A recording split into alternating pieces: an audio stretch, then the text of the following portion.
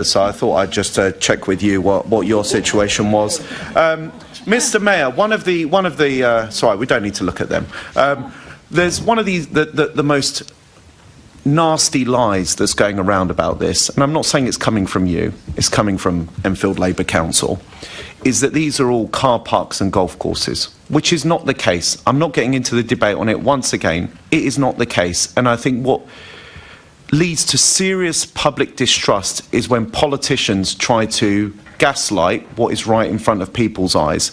And so therefore I would ask you, and I genuinely mean this, no cameras, no press, no residents, no electors, just me and you and your protection officers to visit Vicarage Farm so you can just see, before making a decision on any of this, the rolling green fields that will go. Because there is a significant amount. It's not golf courses and car parks. I just wanted to put that offer out there. Sure, Chairman. I'm always happy to go and visit Enfield, but this isn't a City Hall decision, it's a government decision in relation to the strategic assessment and the environmental assessment and the draft proposal. But, you know, at a suitable time, I'm sure we can arrange a visit. Mr. Mayor, I think we can both acknowledge, just on a final point, you and your team, due to the affordability grants, transport schemes and all of this, you will be very intimately involved if Cruise Hill and Vicarage Farm are allocated as a new town. This is why I'm asking the questions. And you can come for 10 minutes and say, Alex, we don't need to talk about it further, but I would just be grateful if we could do that site visit. As I say, from me, no one will be tipped off. I just would like for you to see it with your own eyes. No, sure, but I'm not sure the new town red line's been agreed. The area's been agreed for the new town. So as and when, I'm more than happy to go and visit Enfield. Okay. Thank you very much, Mr. Mayor. Thank you, Mr. Chairman. Thank you for that. So let's now move to... Sorry, Assembly Member McCartney. Apologies. Thank you, Mr. Mayor. You're quite correct. This is a government decision, but Enfield has over 3,000 people, many of them children, in temporary accommodation. It has over 7,500 on its housing needs register waiting for a permanent home. London councils combined are spending £5.5 million a day on homelessness, primarily on housing people in temporary accommodation. And we know from the talks we do to local residents that many of them are living in overcrowded accommodation in poor conditions. And one of the things about the new town is that it said that of those 20-odd thousand homes, 6,000 will be council social homes. Will you use your powers that if it is to go ahead, that promise is kept? It's really important we address the elephant in the room, which is we face a housing crisis in London.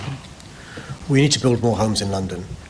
Now, I've got a brownfield first approach, but there isn't enough brownfield sites in London to meet the demand of new housing, which is why you've got chronic overcrowding, people in temporary accommodation, rough sleeping going through the roof, etc. So we've got to build new homes. Now, we've got to first go to brownfields, but then we have to, at some stage, go to greenbelt as well. Some of it's bad quality, some badly maintained, some inaccessible. But the key thing is we've got to make sure the homes we build are for local people who are in desperate need of housing. We don't need these luxury developments being built or people from overseas. I love people from overseas, generally speaking. Some of our best friends and family from overseas. But homes can't be built for them as investments. They've got to be built for local people. So we've got to make sure as a condition a significant number are genuinely affordable. At least half of those should be council housing, and the other half other forms of affordability as well. I appreciate the cross-subsidy is required. We've got to make sure that we have genuinely affordable homes being built in these new towns. Otherwise, local people will say, what's in it for us? It's going to be first dibs for local people, in my view. Yeah. The other concern locally is that the transport needs are not met currently. The Great Northern Line, which we've had lots of debates about, that both of us want it to be devolved to TfL, currently has 2 trains per hour off-peak. It's not adequate for any development. The 456 bus stops half a mile from Cruise Hill because it can't turn around in the station. It has a PTEL score of less than 1. Now, I've lobbied the Secretary of State for Transport to devolve the line to Transport for London. Will you use your officers to make sure that if this goes ahead, that infrastructure is put in place before the homes are built? Because that's going to be really important. Let me be quite clear. I think it's not possible to have anywhere near this level of housing without improved transport infrastructure and infrastructure generally speaking. You can't have one without the other. And so there's got to be improvements in public transport. The Great Northern is one example she's given, the buses, the others she's given, but also things like GP practices, the right levels of schooling, the right social infrastructure a community needs. What nobody should allow happen is just tens of thousands of homes being built here without proper infrastructure support for that community. That'd be the worst recipe for that wonderful part of London. Thank you. Thank you. Okay, thank you, colleagues. Let's now move to our core business, would you believe? That's just for starters. We now move to questions on the priority order papers. Each group is allocated an amount of time to ask their questions in proportionate to the size of their group. The first question is entitled Indefinite Leave to Remain from Assembly Member Clark. I mean, Chair, you'll be able to tell us whether it must be a record for an hour on urgent oral updates. But anyway, can I thank the member for a really important question. Look, London's communities are drawn from across the globe, which is one of the reasons we are such a successful global city.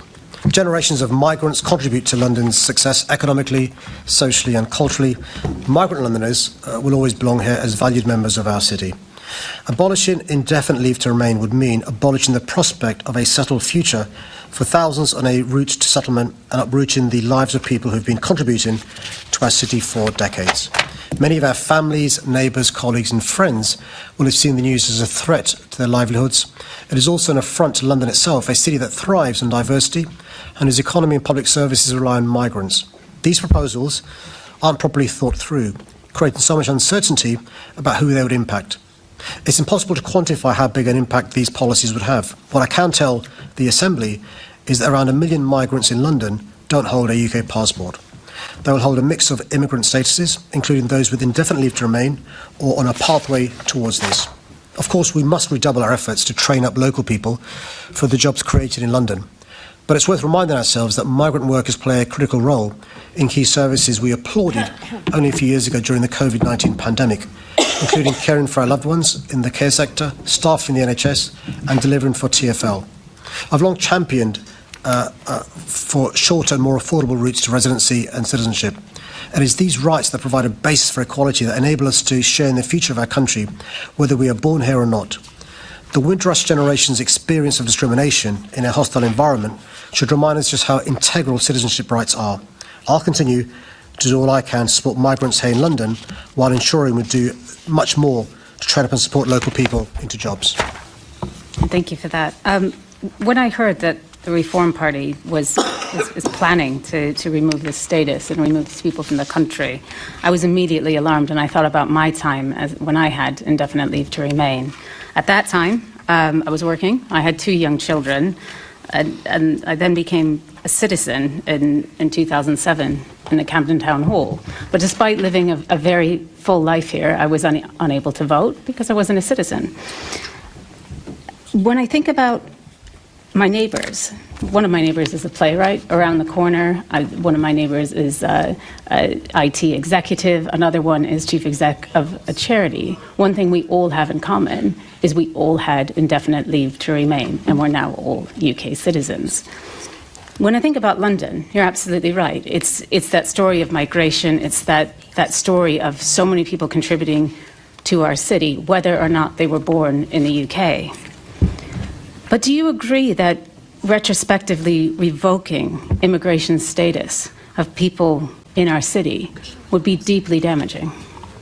I want to give the benefit of the doubt to those who suggested this proposal. I didn't think they thought it through and realised, or maybe they did, which is worse, and realised there are people here who are lawful migrants, who are playing by the book, who are contributing to society, who are paying their taxes, who will be uprooted and affected by these proposals, but also the impact it has on communities. That sense of neighbourhood that you talked about is really important as well. By the way, practically it will have an impact on our public services. It will have an impact on many of our sectors across our economy as well.